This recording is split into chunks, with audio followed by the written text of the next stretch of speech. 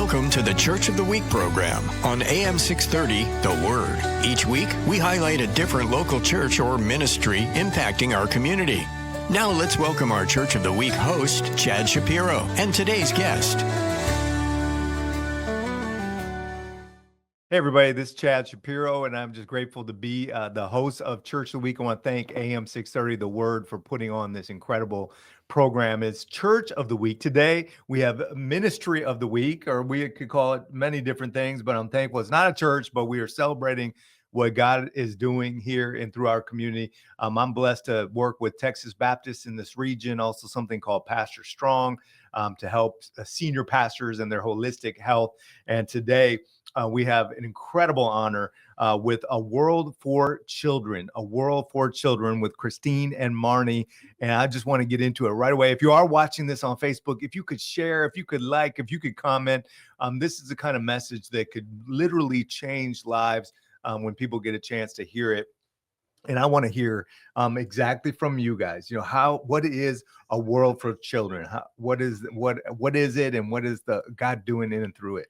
Sure. Well, thank you for having us here today. Yeah. A World for Children, we are a nonprofit child placing agency, and we work with foster children who come into the system here in Texas.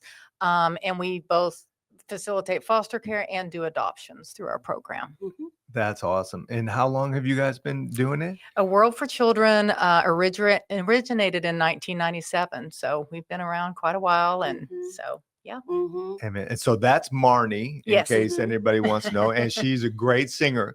So if you need to bring her. She is. Yeah, if you want to bring her there. So Taking requests. We're going to do it right now. Real quick. She's going to kill me. We're not going to do it. But we did do it in the testing, and she rocked it. She did great. And Christine and I did not for many Christina's different not reasons. a good singer. Yeah. And so how did you all start working together on this project? How did that start? Is it just in San Antonio? Is A World for Children all over the world, or? We're across Texas. We have 11 offices across Texas. We started out of Round Rock, as Marni said, in 1997, and we've grown across the state. Now we have offices that service every region of Texas. We're as far up as the Panhandle and Amarillo. We cover El Paso, down to the Rio Grande Valley, East Texas, and pretty much everything in between. So if you really live anywhere in Texas, you can find an A World for Children office close by to you, which is great. And so how did you guys, and I know the story is different for each of you, but how did you first get involved with the organization? Was this already a burden that got put on your heart, or why don't you start? Sure. Well, I use wonderful moisturizer, so you would never know that I've been with the World for Children actually since 1998. And so I was a social worker, and I walked into the office there in Round Rock and got to know the founders, and I've been there ever since. Wow, that's great. So that's kind of how, as a social worker. Yes, as a social worker, it just, led my heart, and the way that the organization was run as a family atmosphere and as a, faith-based agency. I just felt like that was my calling and where I needed to be. Amen. How about you, Christine? So, I actually, I've been I use great moisturizer as well. But I started working in the child welfare space in 2005. And I actually met Marni through a collaborative group that we were both on.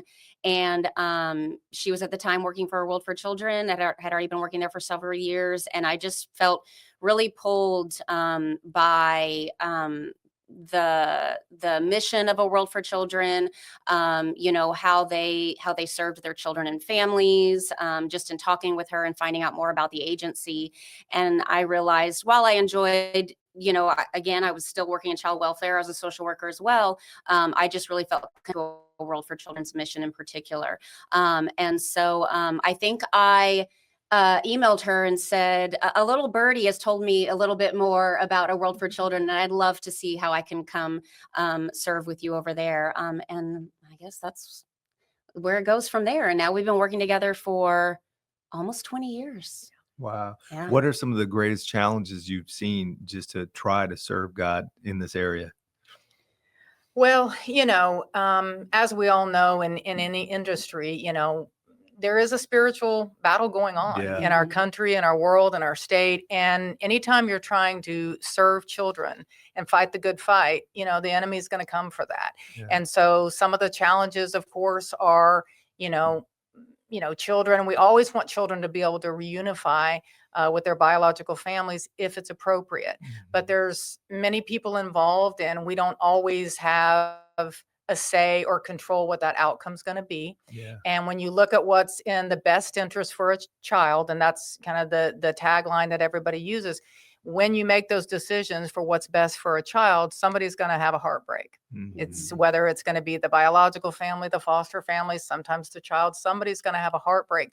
So it can be challenging sometimes bringing all the partners together to try to make the best decision for the outcome for a child, for the trajectory for the rest of their life. That's a heavy burden to bear. I can imagine. Yeah. And when we have a countless numbers of people that are listening online, watching on Facebook or listening to the radio, which is a blessing. How do they fit into this? If I'm sitting there and going, I have a burden for this as well. Right.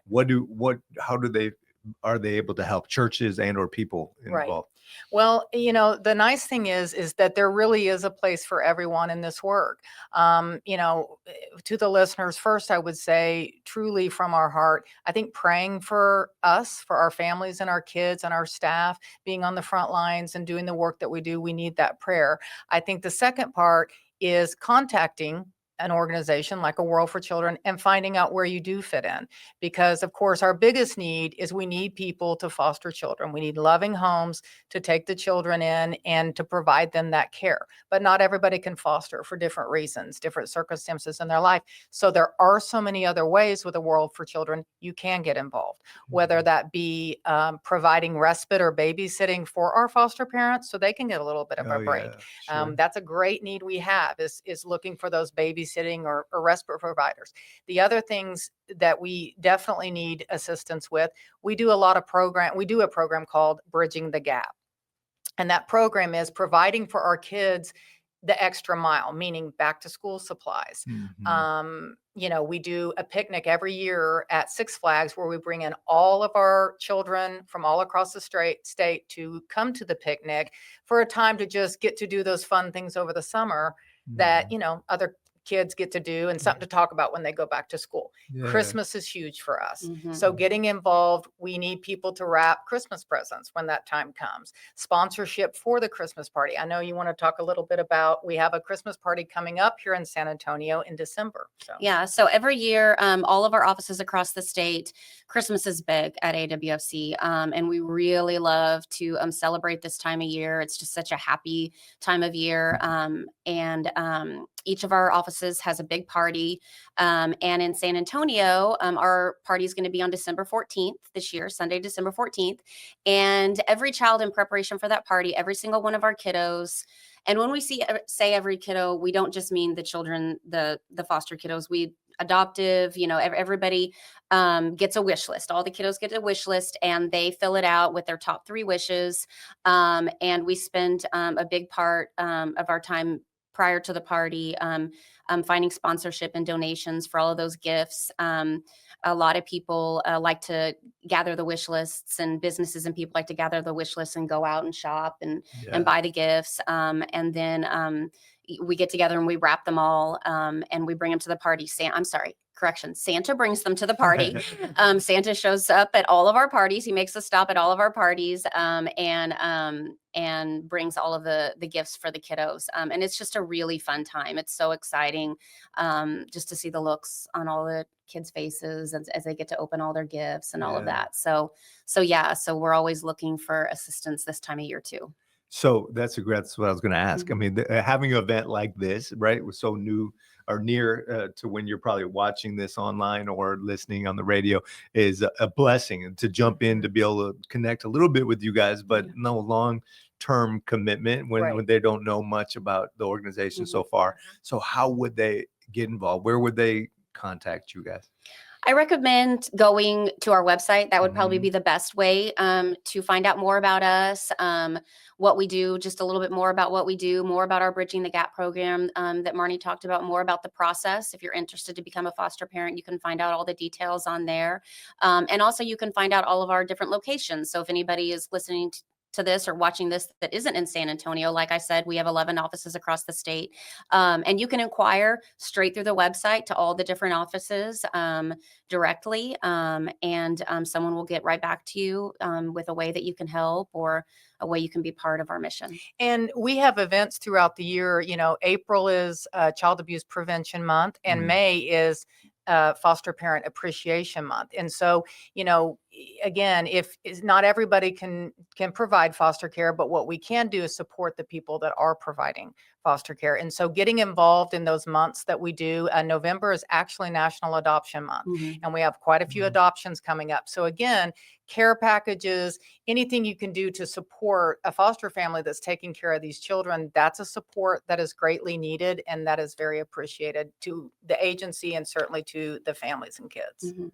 Yeah. So do you guys have a testimonial or two that we could hear just about how God has used your organization and to be a blessing to the kids? Anything stick out in your minds? Yes. I feel like God has always provided for us. Like I said, this agency was started in 1997, literally at the founder's kitchen table. They were just people that cared as well. And at that time, they hoped to serve 100 children. That was their dream. And through the years, we have served thousands and thousands of children. And so we feel like God has certainly showed us his favor. I think the other thing that we've been really blessed to do, a lot of times, kids that are older in foster care, the odds of them getting adopted certainly decrease when they become teenagers. And everybody's, kind of like scared, like, ooh, a teenager. So a lot of times those kids are forgotten. Well, one of the programs that we created through A World for Children is called our Launch Program. And what we do is every summer we take our kids that are 14 and up to a camp that we fully run. It's our people. We're trained in running the camp, and we do a theme every year. But what we do is we bring in things like the FBI to talk to them about internet safety, as well as even having a career in the FBI, what that would take. We bring in colleges, the military, different organizations to show them if you age out of foster care, the statistics are grim. Homelessness and kids getting incarcerated, those statistics are a grim picture.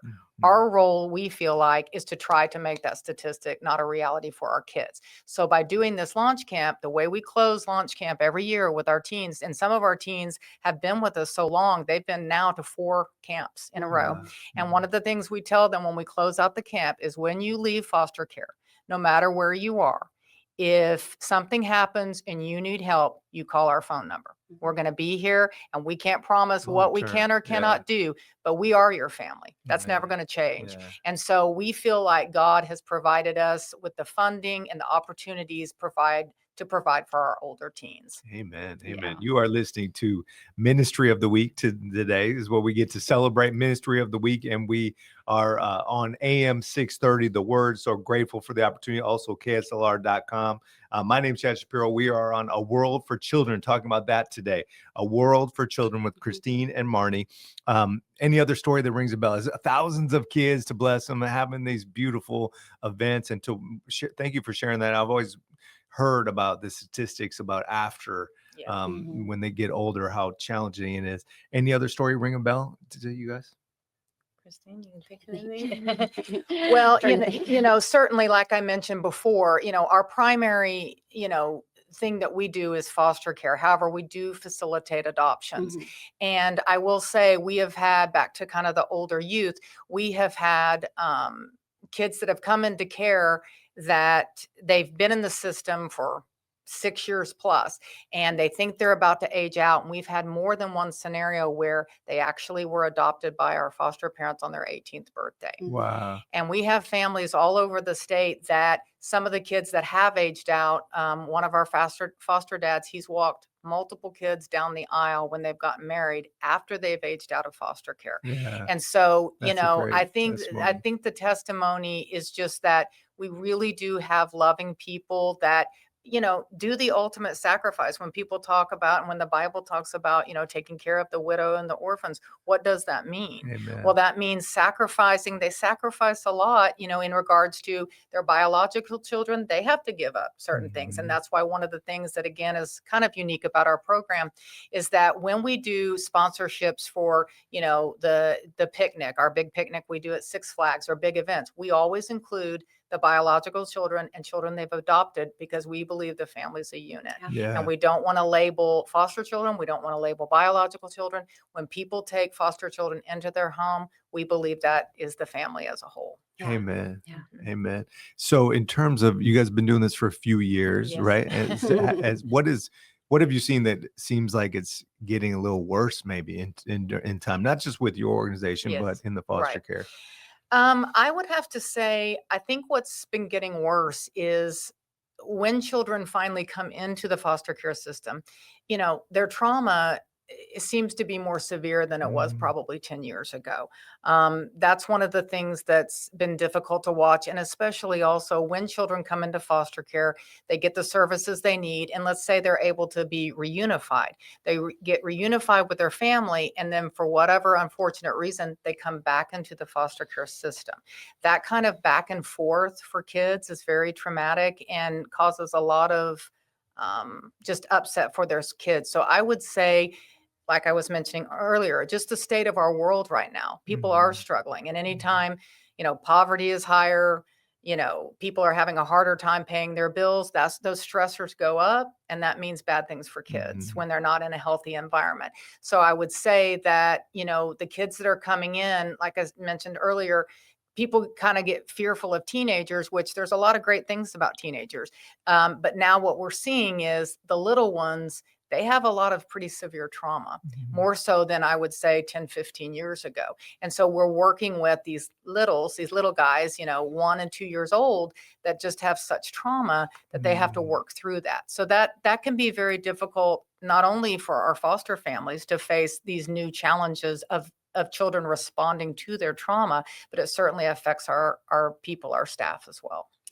I was also going to say, what we've noticed, I think, over the past few years, especially, is that there's more need for foster families. Texas has a big issue with a lot of children in care, but not a lot of homes. One thing that we really are a big proponent of is, for children to live in a family home, a family environment, as opposed to, a facility type living environment or a shelter type living environment. And so being able to find foster homes, families that are willing to open their heart and their home to serve a child, has gotten a little bit more difficult over the years, with not being able to find as many homes. And then homes that are interested in working with all different types of children. As Marnie's mentioned a couple times, teenagers is a big demographic that we're always looking for, and being able to find homes that are willing to work with teenagers, find homes that are willing to work with babies or toddlers. And certainly sibling groups. Sibling groups is very... That has definitely Mhm. increased as well. And Mhm. and when kids are removed from their biological home, they're already dealing with lots of just fear and anxiety and what's going to happen. And there is nothing more heartbreaking than siblings having to Splitting be up separated. siblings. Yeah. I So can getting imagine. people to work with, or being willing to take a sibling group of 2 or 3, Yeah. that's a huge need, because Yes. sometimes people only have one opening. And when they absolutely can't find a home for them, they have to split up Split those 'em. siblings. Mm. And that's just a whole additional trauma that's not necessary. Yeah. I think any of us that are parents or even have siblings can relate to the Yeah. thought of, oh my goodness, like my kiddos being split up from their, siblings is just not, it's just horrible. So yes, that's good. I'm glad you mentioned that. Sibling homes that are willing to take sibling groups is something that we're definitely always needing. I think to open somebody that's brand new that's thinking about it is Mhm. probably nervous, scared. What would be some baby steps? Maybe Sure. you mentioned about, or I've heard of babysitting, taking care of, Mhm. so they give a break. Would that Right. be a on-ramp maybe to learn more about it? For What would sure. be, Absolutely. what are some Yes, different that is a ways? good on-ramp. Just kind of testing the waters with doing some babysitting to see. Mhm. But I think when you were talking about the challenges a minute ago, I also think there's a lot of misconceptions about foster care, right?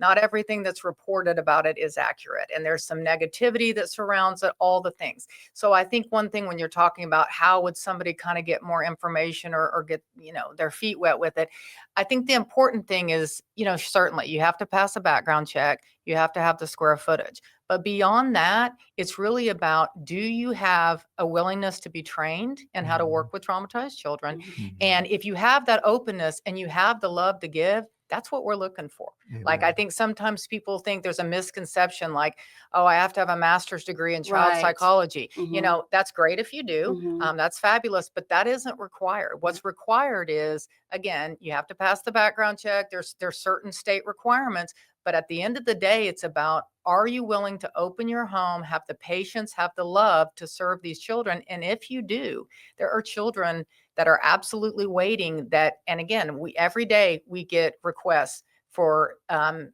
opportunity to place a child. And most of the time lately, we have to turn them away because we don't have any more openings. The Mhm. beds are just not there. And that was a big reason we wanted this opportunity with you. We need loving people to open their homes to serve these children because, and especially in San Antonio, we live in a large city. So larger the city, you're going to have more volume. And so Yeah. we certainly have a need. And like I mentioned, sibling groups, if you're willing to take, let's say, this is just an example, but a 7-year-old, a 4-year-old, and a toddler, those kind of sibling groups, we see those come through, unfortunately, pretty often. Mm. I was going to say the other thing besides looking into babysitting and respite, if you're just, if you're just wanting a little bit of information, like, okay, well, what is fostering exactly? What are the requirements? What does that mean? What does the training look like? I mentioned our website earlier. If anybody wants to go to our website, which is awfc.org, we do have links on there and a calendar on there. We have weekly virtual information meetings. So, and there's no pre-registration or anything like that. Just jump on and join us one day each week. And if you have questions, we're there to answer questions. We're there to go over the process, to go through all the ins and outs of what it means to be a foster parent, and also ways you can help. How do I get into babysitting? How do I get into respite? We're there to answer all those questions once a week through That's our great. website. So, yeah. So again, if those guys listening and watching, go to the website and learn more about the informational sessions. Jump on there, ask questions, get comfortable. I would imagine, just like for you guys, you didn't know you'd be sitting here, right, talking about Right. this many Yeah. years ago, and now it's you love it. Yes. And I would think those of us sitting at home that aren't doing anything, that could be the same way for each of us, but we've got to Yes. step a little foot in the door and start to get Yes. more Yes. comfortable. Yes. So we talked about what's the challenges in your years of doing it so far. What have you seen getting better, especially through your organization? I think what's gotten better is the caliber of training and knowing how to work with traumatized children. Mhm. We are doing a lot better work on understanding the needs of children, and that many times when children are having a certain behavior, it's not that they just are a child that's acting up, but rather it's a response to either their system, their chemical imbalance, or their trauma. And so I think we have a lot more education and a lot more resources Yeah, on how to serve children that come from those traumatic backgrounds. I Well, love it. and resources in general. Yeah. I just think obviously our communities, there's more out there for children that have come from the situations that they've come from, for families. And we do a better job, I think, of identifying what those resources are and connecting our families and our kids with what those resources are. This is so terrific. I love it. And I think many of our churches that are around San Antonio, and those of us that are just listening or watching, this is an opportunity that God's calling us to be able to be the hands and feet of Christ, to not just sit back and receive, but to go out there and serve. And when we do, we get that much more inspired, and we feel that much more just God's love over us as He utilizes us for the purpose that we've had in our lives. And I'm sure you guys feel that way too in this space. Absolutely. Like, Yes. God is using you in a great way. 100%. We're about to wrap it up. Are there any last things? We've got events, we've got the website. I love that we have those informational calls. Mhm. Anything you want to share? Future plans for the organization, or anything that's I think we just want to say, this, we believe in divine appointments. We think you're listening to this today for a reason. And again, we're open to talking to you and walking you through the process. And that's what our goal is at A World for Children. Amen. God bless you. Thanks for listening. Thanks for joining us this week for Church of the Week. Please visit us online at am630theword.com for more information or to listen to previous Church of the Week programs. If you would like to recommend your church be featured on a future program, please email us at churchoftheweek@kslr.com.